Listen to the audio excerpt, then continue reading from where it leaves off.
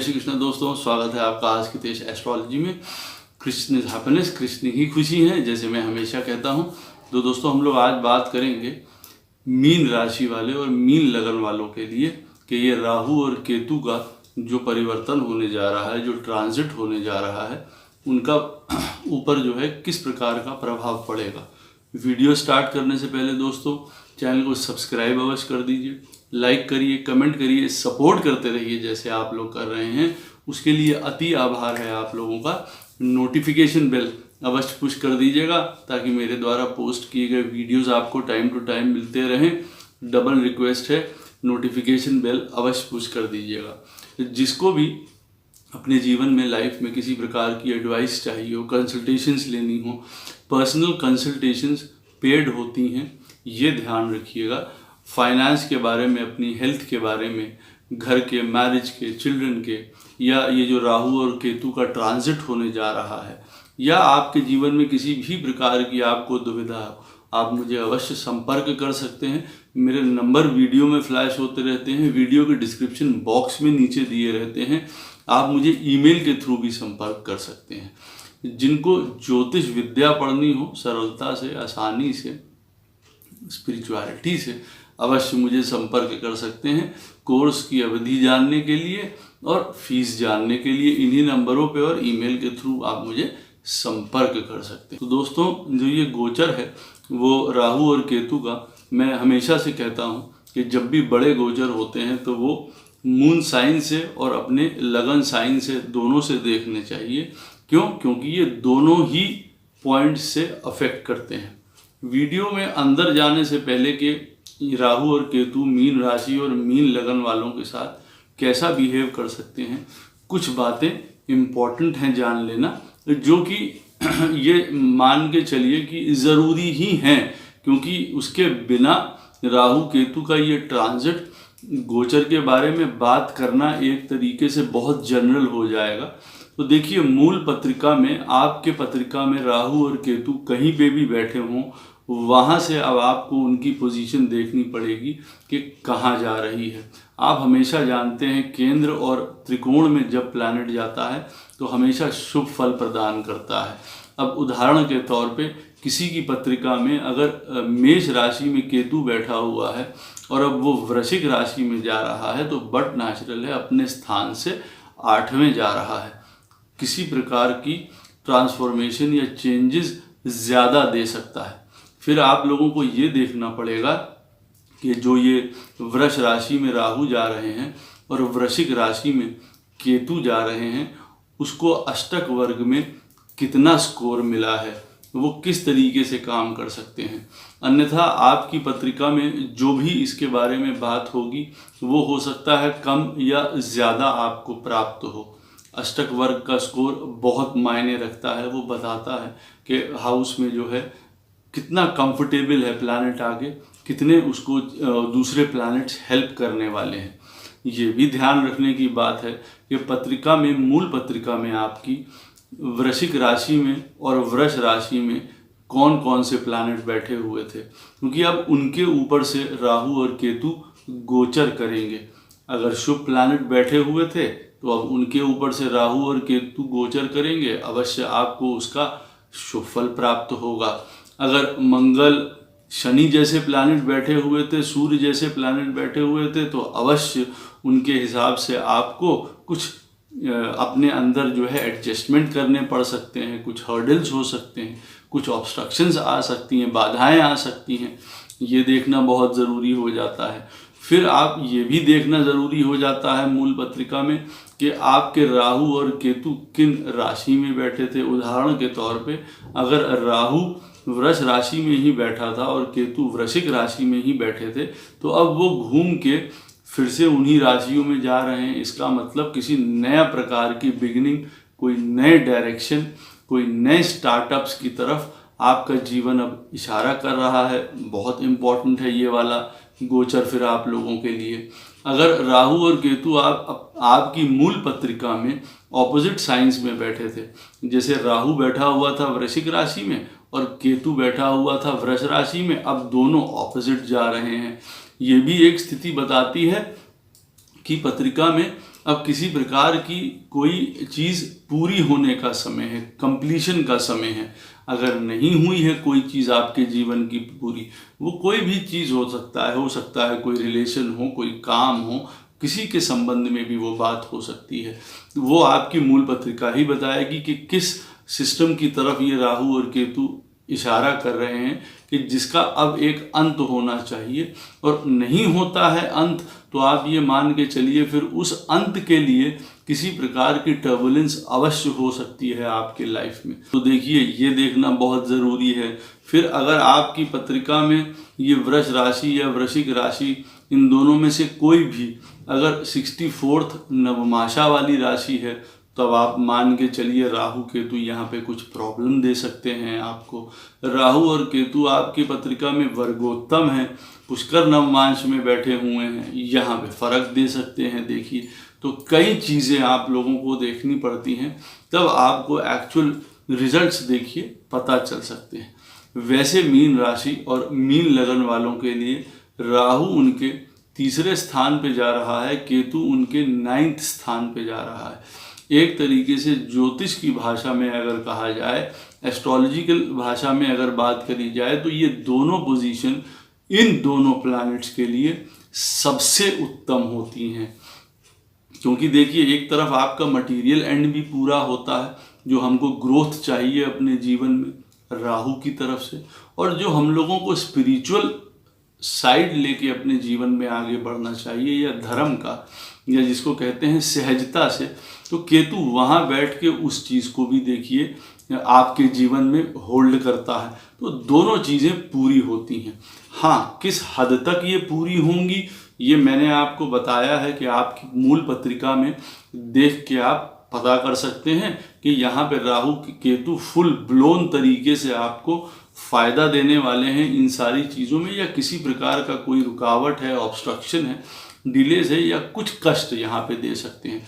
देखिए, राहु तीसरे घर में बैठा हुआ हर प्रकार की आपको मेंटल दक्षता देता है, एक एनालिटिकल पावर देता है, एक रीजनिंग पावर देता है, एक फर्मनेस देता है, एक डिटर्मिनेशन देता है, ग्रोथ आगे बढ़ाने के लिए। क्योंकि तीसरा स्थान उपछाया स्थान है, पहला उपछाया स्थान है, काम त्रिकोण है, ये भी याद रखिए। तो आदमी की डिज़ायर जो है, आपकी जो जातक है मीन राशि या मीन लगन वाले, उनकी जो डिज़ायर्स हैं वो अवश्य अब थोड़ी चरम पे होंगी, पहुँचेंगी। वो कुछ करना चाहेंगे, बाहर निकल के दुनिया में एफर्ट डालना चाहेंगे किसी भी प्रकार से।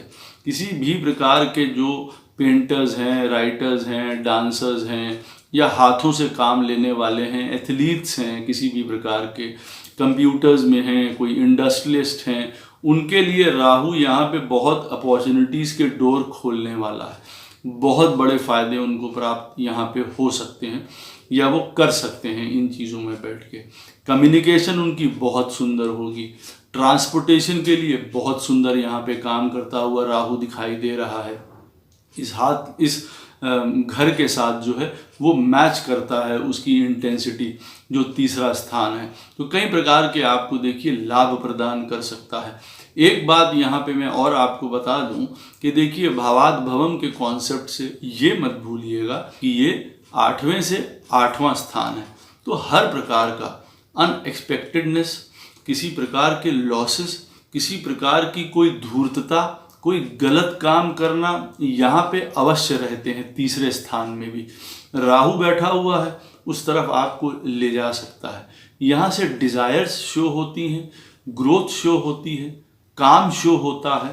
तो आप समझ सकते हैं ये सारी चीज़ें या तो आपको सुंदर तरीके से मटेरियल एडवांसमेंट दे सकती हैं, जीवन में आगे बढ़ा सकती हैं कि भाई सही तरीके से हम काम कर रहे हैं, मेहनत कर रहे हैं और आगे बढ़ रहे हैं, और या फिर आपको गलत रास्तों पे ले जाके इन चीज़ों को प्राप्त करने के लिए प्रेरित कर सकती हैं, जो फिर इवेंचुअली गलत हो सकता है कई लोगों के लिए। ये मैंने आपको पहले ही बताया है कि राहु यहाँ पे बैठ के आपको किस तरफ हेल्प कर सकता है, तो वो देखिए यहाँ पे बताता हुआ पत्रिका देख के ही देखिए मेन पता चलता है। अन्यथा यहाँ पे बहुत जर्नीज भी देता है, कई प्रकार की शॉर्ट जर्नीज हैं। यहाँ पे तो अब दूसरे स्थान में बैठा हुआ मतलब सामने केतु बैठा हुआ 9th हाउस में लॉन्ग जर्नीज भी देता है, क्योंकि वृश्चिक राशि में बैठा हुआ है जो एक तरीके से अपनी राशि है। तो लॉन्ग जर्नीज हो चाहे शॉर्ट जर्नीज हो, बहुत आपको मीन राशि और मीन लगन वालों को करनी पड़ेंगी, और वो बहुत फ़ायदा भी देती हुई दिखाई दे रही हैं। हाँ, कई बार अनरीजनेबल भी हो सकती हैं, कई बार कईयों के लिए वो टाइम वेस्ट भी करा सकती हैं, ये भी देखने वाली ज़रूरत है। यहाँ पे बैठा हुआ राहु जो है, हो सकता है किसी के लिए भाई बहनों के साथ जो है लड़ाई झगड़े की स्थिति उत्पन्न कर दे। अपने कंपेनियन जो यार दोस्त हैं मिलने वाले या नेबर्स हैं, उनके साथ कोई बहुत बड़ी मैच हो सकती है। क्योंकि जो लिविंग थिंग्स रिप्रेजेंट होती हैं 3rd हाउस से, उसके संदर्भ में राहु हो सकता है आपका टेस्ट या इम्तिहान ले सकता है किसी किसी के साथ, पत्रिका में अगर इस तरीके की इंडिकेशन मिल रही है आपकी। अन्यथा कई चीज़ों में आपकी डिटर्मिनेशन, सक्सेस, पावर बहुत ज़्यादा अच्छी देगा। किन्हीं के साथ भाई बहन यहाँ पे अपनी उत्थान भी उनका होता हुआ नज़र आ रहा है, वो साथ में काम करते हुए भी नज़र आ रहे हैं। कई लोगों के साथ ऐसी भी स्थिति होगी कि उनके भाई बहनों के साथ जो है प्रोग्रेस होती हुई नज़र आ रही है। तो बिल्कुल ये नहीं कहा जा सकता है कि भाई बहनों के साथ लड़ाई झगड़े का पीरियड होगा, या नेबर्स के साथ, या सबॉर्डिनेट्स के साथ, या मित्रों के साथ।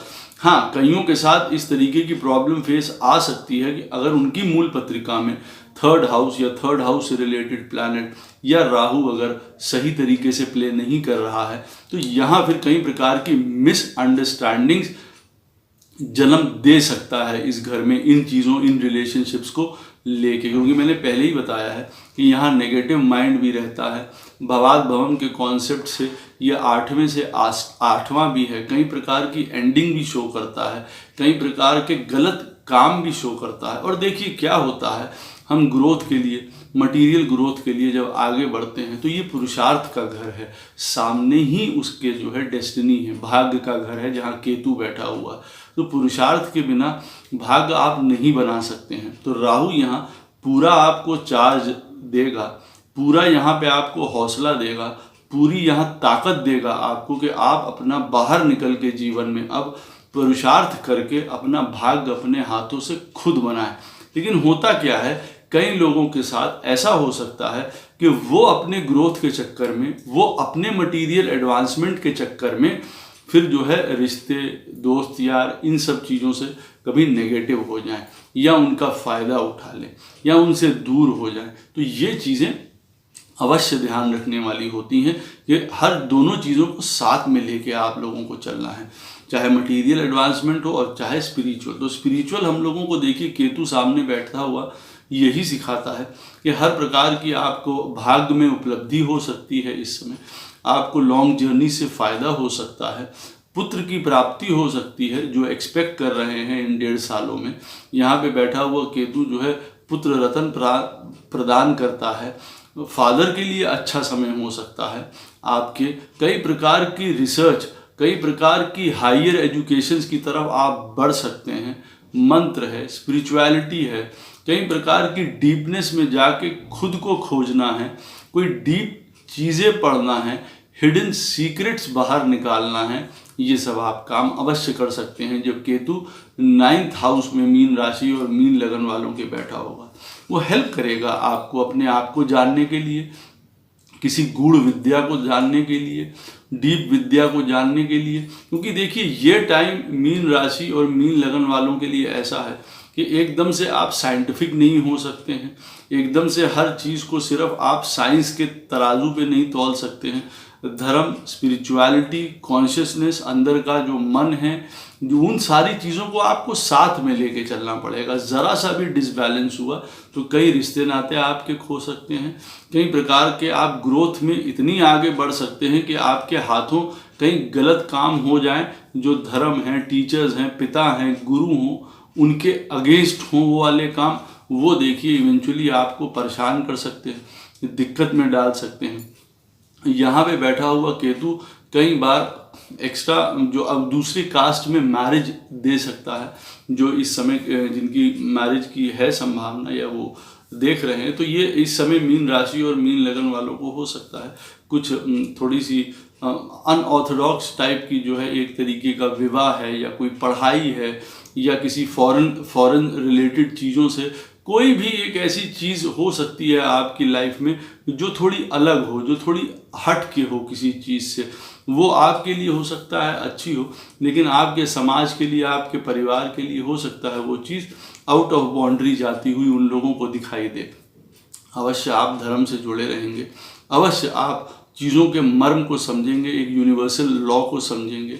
सुपर कॉन्शियसनेस यहाँ पे 9th हाउस उसका घर है, तो यहाँ पे बैठा हुआ केतु आपको 100% कई ऐसे एक्सपीरियंस कराएगा जो आपको एकदम से मैजिकल लगेंगे, चाहे वो आपका लक फेवर कर जाए बहुत ज़्यादा आपकी। और जिनकी एज 45 से ऊपर है इस समय, अवश्य उनके लिए एक नई स्टार्टिंग हो सकती है, नई बिगिनिंग हो सकती है। अगर उनके हाथ से प्रॉस्पेरिटी है, मटेरियल सक्सेस है, भाग्य है, उनके हाथ से निकलता रहा है या दूर होता रहा है, यहाँ उनको अष्ट प्रकार की लक्ष्मी केतु प्रदान कर सकता है। इस एज के बाद से अब उनके जीवन का एक नया अध्याय हो सकता है। कई लोगों के लिए यहाँ पे केतु इस तरीके की भी गुड न्यूज़ लेके आता हुआ दिखाई दे रहा है। अवश्य भाग्य को बढ़ाएगा, डेस्टिनी को बढ़ाएगा। जितना आप धर्म पे रहेंगे, संयम पे रहेंगे, अपने गुरुओं का, बड़ों का, धर्म का आदर करेंगे, कोई ऐसा काम नहीं करेंगे जो इर्राशनल हो।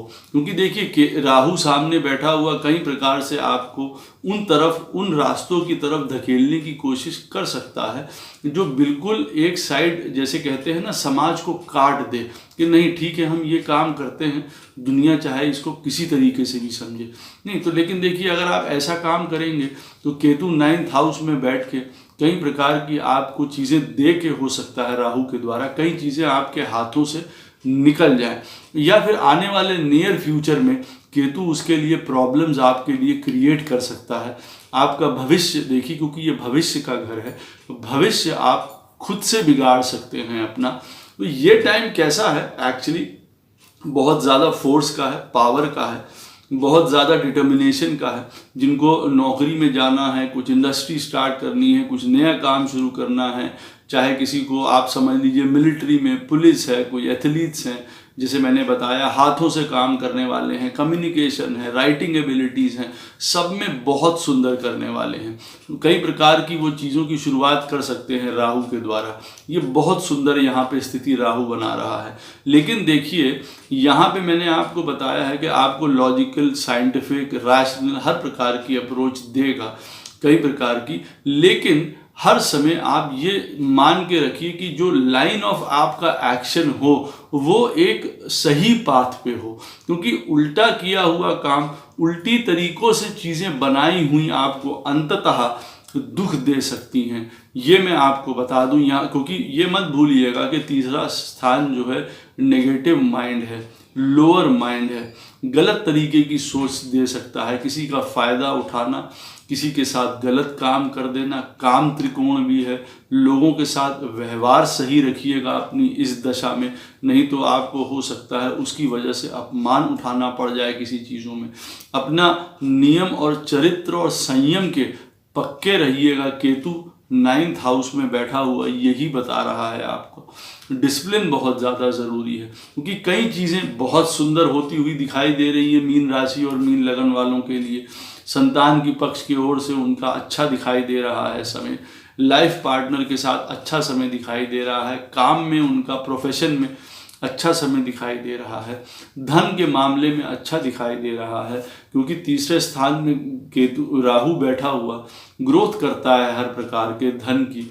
केतु जो है उस तरीके का ज्ञान और समझ देता है जो उस ग्रोथ को, जो उस मटेरियल सक्सेस को आगे तक ले जाए। कहने का अर्थ यह है उस चीज़ को भी पहचान के रखिएगा ताकि वो शॉर्ट लिव्ड ना हो, थोड़े समय के लिए ना हो। क्योंकि फिर ये याद रखिएगा, क्योंकि केतु जहाँ 9th हाउस में बैठा हुआ है वो एक लाइफ की परमानेंसी का घर है। तो आपकी परमानेंट लाइफ कई लोगों की, मीन राशि या मीन लगन वालों की, थोड़ी अव्यवस्थित हो सकती है, लेकिन वो कल को आपके बेटरमेंट के लिए भी हो सकता है, या फिर हो सकता है किसी की पत्रिका में अगर खराब प्ले कर रहा है राहु और केतु, तो आपके जीवन से परमानेंट एक स्टेटस है वो जा सकता है। उधेड़ बुन में आप रह सकते हैं, इनडिसिसिव रह सकते हैं।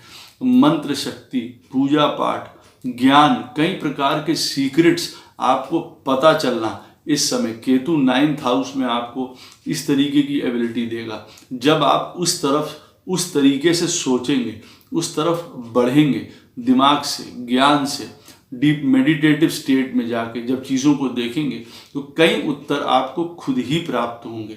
कई प्रकार की आपके अंदर की चेतना आपको कई चीज़ों को करने के लिए खुद प्रेरित करेगी। कई प्रकार के रास्ते आपके लिए खुद ब खुद केतु खोलेगा यहाँ पे बैठ के, कई लोगों के लिए, मीन राशि और मीन लगन वालों के लिए। क्योंकि 9th हाउस एक तो उसका सुंदर हाउस है, काल पुरुष की कुंडली में धनु राशि पड़ती है वहाँ, वैसे वृश्चिक राशि भी उसकी अपनी है यहाँ पे। हाँ, कई लोगों के लिए मैंने बताया है अनस्टेबल कर सकता है उनको, अगर मूल पत्रिका में सही तरीके से प्ले नहीं कर रहा है तो भाग्य में किसी प्रकार की आपकी रुकावट दे सकता है। ज़्यादा काम करने के बाद भी फल कम मिल सकते हैं। कई प्रकार की फादर से रिलेटेड प्रॉब्लम हो सकती हैं, हायर एजुकेशन से रिलेटेड प्रॉब्लम हो सकती हैं। कोई हो सकता है दूसरी कास्ट में मैरिज कर ले, उसकी वजह से कोई प्रॉब्लम हो सकती है। तो केतु देखिए एक तरफ जो है आपका एक मटेरियल साइड, जैसे मैंने बताया है, जिनको अगर फॉर एग्जांपल पॉलिटिक्स में जाना है इस समय उत्तम समय है, किसी को इस समय स्पिरिचुअल गुरु बनना है, स्पिरिचुअलिटी की तरफ जाना है, वो भी उत्तम समय है। क्योंकि देखिए पॉलिटिक्स, डिप्लोमेसी, हर प्रकार की श्रीउडनेस राहु तीसरे घर में बैठा हुआ दे रहा है, तो आप हर प्रकार की उन चीज़ों में आगे बढ़ सकते हैं। इधर केतु जो है 9th हाउस में बैठा हुआ हर प्रकार का आपको जो है स्पिरिचुअलिटी से जोड़ रहा है, तो उसमें भी आप एक गुरु का स्टेटस हासिल कर सकते हैं। इसका अर्थ ये नहीं है कि सब आदमी गुरु या स्पिरिचुअलिटी की तरफ चले। कहने का अर्थ ये है कि आप अपने आप को उस तराजू पे तौल के देखिए खुद, और आपको उसी तरीके से बिहेव करना है कि केतु जब 9th हाउस में मीन राशि और मीन लगन वालों के चल रहा हो, कि उनको किस तरीके से अपने आप को कंडक्ट करना है,